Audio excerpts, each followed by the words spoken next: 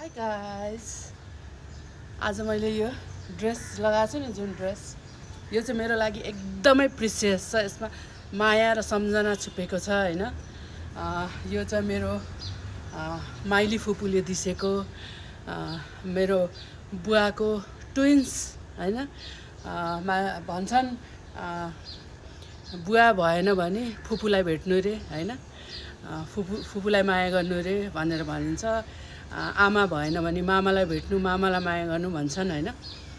त्यस्तै फुपूले दिसेको मलाई साडी दिसेको हैन, मैले मागे पनि हैन फुपूले तिमीलाई चाहिन्छ मेरो चिनो हुन्छ नि भन्दाखेरि मुटु नै भारी भएको थियो हैन। अनि किन नलिनु आफ्नो फुपूको हैन चिनो, तर साडी दिसेको थियो। अब साडी भयो भने त दराजमा थन्किरहन्छ, त्यति कहिलेकाहीँ लगाइन्छ हैन। यो ड्रेस भयो भने त लगाइन्छ नि, अनि त्यही भएर हैन। अनि यो लगाउँदाखेरि पनि फुपू नै होइसिन्छ, फुपूले छोइरहेको जस्तो हैन भान हुन्छ हैन।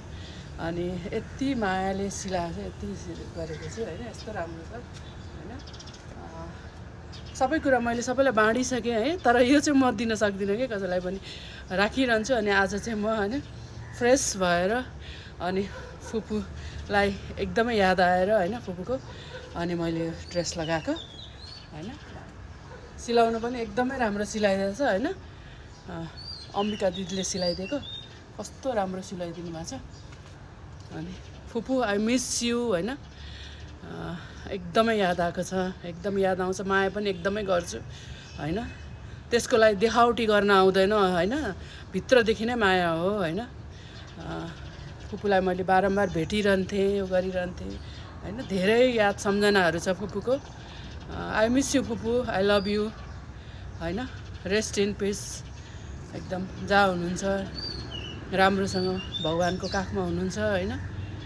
मेरो सधैँ सम्झना छ, हजुरले पनि याद गर्छिन्छ होला हैन। लभ यु फुपू।